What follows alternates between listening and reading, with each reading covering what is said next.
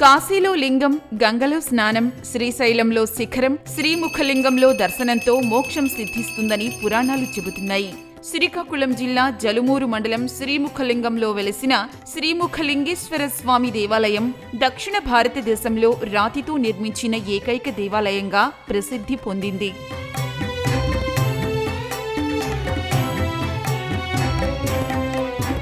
ఒకటి తక్కువ కోటి లింగాల క్షేత్రంగానూ ఖ్యాతినార్జించింది. ఆలయంలో కైలాసనాథుడు లింగముఖ రూపంలో దర్శనమిస్తున్నందునే శ్రీముఖలింగంగా పిలుస్తారు. ఈ ఆలయాన్ని 10వ శతాబ్దానికి ముందు రెండో కామార్ణవుడు అనే రాజు కట్టించారని శాసనాల ద్వారా తెలుస్తోంది. ఎంతో గొప్ప చరిత్ర ఉన్న ఈ పుణ్యక్షేత్రాన్ని ఏటా లక్షల మంది భక్తులు దర్శించుకుంటారు.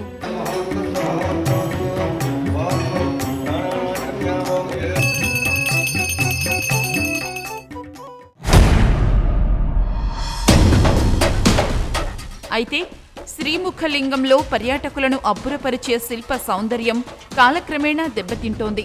రాతిపై అద్భుతంగా చిత్రించిన చిత్రకళా సౌందర్యం నిర్వహణా లోపంతో పాడైపోతోంది. ఆలయం లోపలి గోడలు పెచ్చులుడుతున్నాయి. దేవీ దేవతల విగ్రహాల ముఖం, చేతులు, కాళ్లకు పగుళ్లు ఏర్పడ్డాయి. అవి కింద పడిపోయి రూపుమారుతున్నాయి.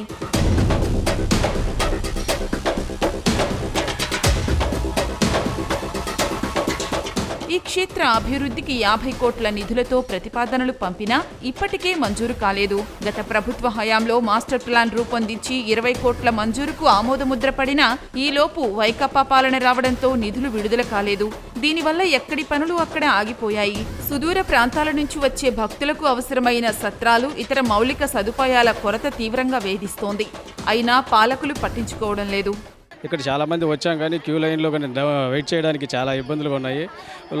గుడి లోపల స్ట్రక్చర్ అంతా విగ్రహాలు చూసి చాలా బాధేస్తుంది. అక్కడ ఇంకా కొద్దిగా డెవలప్ చేసి ఆర్కియాలజిస్ట్ వాళ్ళు కొద్దిగా చర్యలు తీసుకొని పునరుద్ధరించగలిగితే ఇంకా చాలా ఈ విగ్రహాలని, శిల్పాలని ఆరాధించడానికి, ఇక్కడ ఆస్వాదించడానికి బాగుంటుంది. ఇది చాలా పురాతనమైన గుడి, కానీ మౌలిక సదుపాయాలు ఎటువంటివి లేవు. భక్తులకి వాటర్ ఫెసిలిటీస్ లేవు. శిల్పాలు పెచ్చులు రాలిపోతున్నాయి. ప్రభుత్వం దాన్ని పట్టించుకోవాలని మరీ కోరుచున్నాం. ఈ పురాతన ఆలయం బాగా చెడిపోయింది. ఎక్కడికక్కడ కంప్లైంట్లు.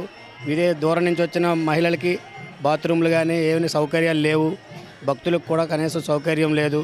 ఏదో ఈ 2 రోజుల ఆదాయం వస్తుందనేసి ఏదైనా కల్పించాలేమో తప్ప ఈ పురాతనం బాగా ఇబ్బంది పడుతుంది. కొంచెము బాత్రూమ్స్ అవన్నీ కొంచెం సదుపాయాలు చేయాలి. ఆడవాళ్ళకి కొంచెం ఇబ్బందిగా ఉంది.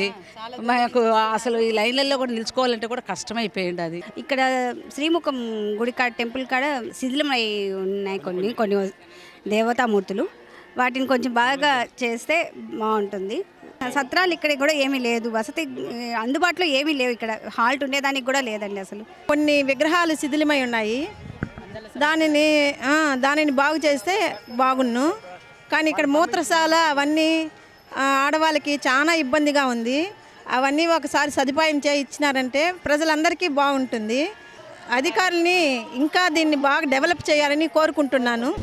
ఆలయాన్ని అభివృద్ధి చేసి మరిన్ని సౌకర్యాలు కల్పిస్తే పర్యాటకుల రాక పెరుగుతుందని అర్చకులు, కార్యనిర్వహణాధికారి అంటున్నారు. ఆలయ అభివృద్ధికి గత 3 ఏళ్ళుగా శాంక్షన్ అయ్యాయండి. దాన్ని మళ్ళీ ఆ నిధులు ఆగిపోయాయి.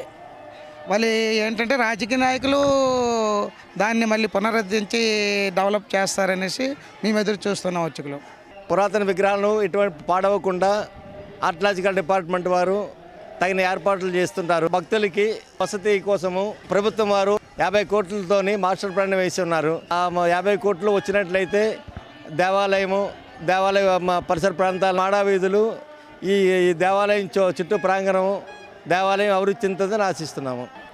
ప్రముఖ పుణ్యక్షేత్రం శ్రీముఖలింగేశ్వర ఆలయంలో మౌలిక వసతుల కొరత కారణంగా భక్తులు తీవ్ర ఇబ్బందులు ఎదుర్కొంటున్నారు. మౌలిక వసతులు మెరుగుపరిచి పర్యాటకంగా అభివృద్ధి పరచాలంటూ భక్తులైతే ప్రభుత్వానికి విజ్ఞప్తి చేస్తున్నారు.